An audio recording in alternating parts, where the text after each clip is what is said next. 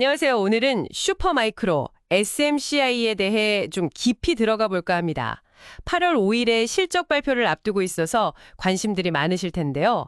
여러분께서 보내주신 분석 자료들을 바탕으로 이 기업의 현재 상황, 특히 최근 주가 흐름과 잠재적인 위험 요인들을 같이 살펴보겠습니다. 뭐랄까, 기술적인 강세 신호랑 이 펀더멘털 우려 사이에서 핵심을 좀 파악해 보는 게 목표입니다. 네, 최근에 주가가 아주 그냥 롤러코스터였죠. 마이너스 6% 빠졌다가 갑자기 플러스 20% 확 오르고요. 특히 20일 이동평균선, 이 선에서 딱 지지를 받는 모습이 나왔는데 이게 그냥 기술적인 반등일까요? 아니면 뭔가 더 큰 의미가 있을까요? 네. 그 21선 반등이 상당히 중요했죠. 기술적으로 보면 일단 긍정적인 신호로 해석할 여지는 충분합니다. 5월부터 보면 이 21선이 계속 지지선 역할을 해왔거든요. 맞아요. 50달러 아래에서는 또 매수세가 들어오는 모습도 있었고요. 네. 특히 6월에 그 전환사채 발행이라는 어떻게 보면 좀 악재성 이슈가 있었잖아요. 그럼에도 불구하고 이 지지선에서 반등했다는 건 중기적인 추세는 아직 살아있다. 이렇게 볼 수 있는 거죠. 투자 심리가 완전히 꺾인 건 아니라는 신호로요. 50달러, 60달러 선도 빠르게 회복했고요. 그렇죠. 시장이 이 회사의 장기 성장 가능성에 대한 기대를 아직은 가지고 있다. 이렇게 해석할 수 있겠습니다. 기술적 신호랑 매수 타이밍이 잘 맞물린 결과로 보여요. 하지만 이게 또 기술적 지표만 보고 마음 놓기는 좀 그런 것 같아요. 펀더멘탈 쪽을 들여다보면 이야기가 좀 달라지는데요. 네, 맞아요. 그 부분이 좀 걸리죠. 월스트리트에서 이번 4분기 주당 순이익 EPS 예상치를 0.35달러로 보고 있단 말이죠. 근데 작년 같은 기간에는 0.55달러였어요. 꽤 큰 폭으로 줄어드는 거죠. 네, 이건 좀 걱정스러운 부분 아닌가 싶고요. 게다가 최근 3분기 중에 2번이나 실적이 예상보다 안 좋았다는 점, 그리고 결정적으로 지난 분기 실적 발표 때 2026년 연간 가이던스를 아예 안 내놨어요. 이게 좀 마음에 걸립니다. 바로 그겁니다. 그 가이던스 부재. 이게 시장에서는 가장 싫어하는 불확실성을 키우는 요인이거든요. 실적 자체도 예상치를 밑도한 경우가 자꾸 나오면서 안정성에 대한 의구심이 커졌는데 미래 전망까지 이렇게 안개 속이면 투자자들 입장에서는 불안할 수밖에 없죠. 그러니까 기술적 차트상으로는 뭔가 버티는 힘이 보이는데 실제 기업 내용, 이 펀더멘털 측면에서는 물음표가 자꾸 뜨는 상황. 이게 바로 SMCI가 요즘 말하는 그 전장주, 배틀그라운드 스톡이 된 이유라고 봅니다.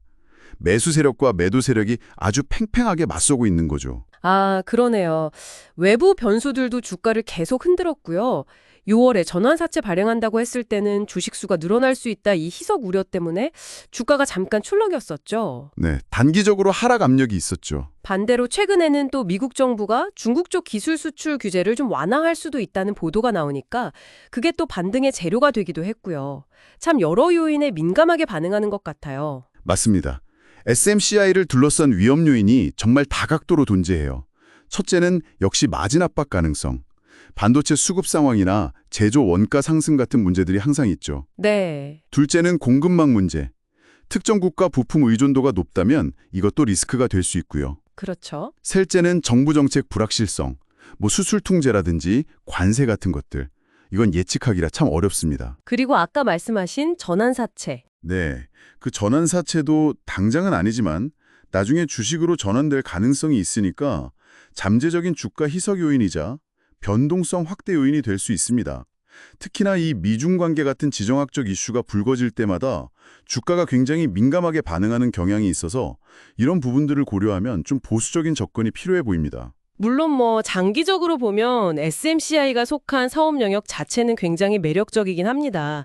AI, 5G 인프라, 엣지 컴퓨팅 이런 차세대 기술 인프라 쪽에 집중하고 있으니까요. 그렇죠. 데이터 센터나 AI 연산 장비 수요는 앞으로도 계속 늘어날 가능성이 높다고 보고요. 장기 성장 스토리는 분명히 있는 거죠. 맞습니다. 큰 그림, 장기적인 잠재력은 분명히 존재합니다. AI 혁명이라는 이 거대한 흐름 속에서 SMCI가 중요한 역할을 할 수 있는 기업인 건 맞아요. 하지만 딱 현재 시점에서 보면 단기적인 실적 둔화 우려, 그리고 미래 예측의 어려움, 즉 가이던스 부재, 여기에 지정학적 리스크, 공급망 리스크, 또 전환사채 발행에 따른 재무구조 변화 가능성까지 이렇게 명확한 위험 신호들이 동시에 나타나고 있다는 거죠.